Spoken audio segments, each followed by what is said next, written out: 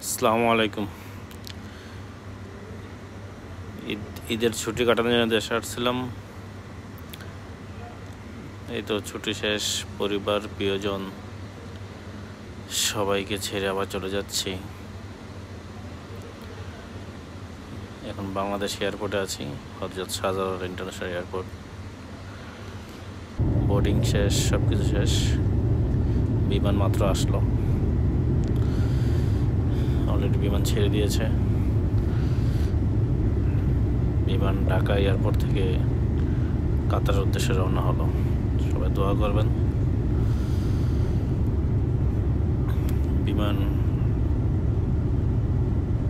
উঠতেছে, রানিং হয়ে গেছে, এই তো উঠে গেল। সবাই দোয়া করবেন যাতে ঠিকঠাক মতো কাতার যেতে পারে ইনশাআল্লাহ। আমাদের দেশটা কত সুন্দর, আসলে উপর থেকে কত সুন্দর লাগছে, দেখেন কি সুন্দর ভিউ। যতটুকু পেরেছি আপনাদের দেখানোর জন্য চেষ্টা করেছি। খুবই সুন্দর আসলে।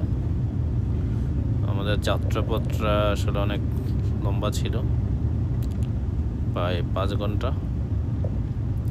এই যে উপর থেকে ফ্লাইওভার, ড্রেসেন ব্লু হোটেল সোনারগাঁ স্টেডিয়াম।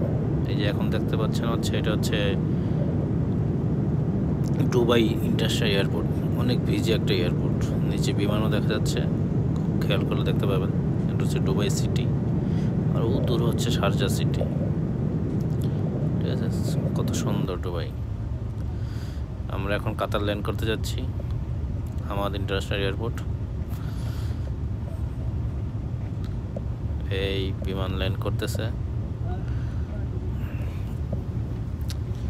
কাতার ওয়েজ কত শুকনোভাবে ওঠে, কত শুকনোভাবে নামে, কোনো ঝাঁকুনি নাই, কোনো কিছু বোঝার কোনো উপায় নাই, কত সুন্দর করে ওঠানামা করে। যাক, আমাদের বিমান এখনো টাচ করে নাই গ্রাউন্ডে।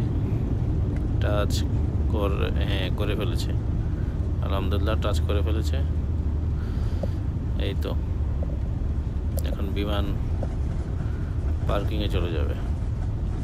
ঠিক আছে, তো আজকে এখানে বিদায় নিচ্ছি। পরের ভিডিও আপডেট পাওয়ার জন্য আপনারা লাইক, কমেন্ট করে, শেয়ার করে এবং আমার চ্যানেলটা সাবস্ক্রাইব করে সাথে থাকুন। ঠিক আছে, কাতার এসে বলেছি ছুটি শেষে। আলহামদুলিল্লাহ।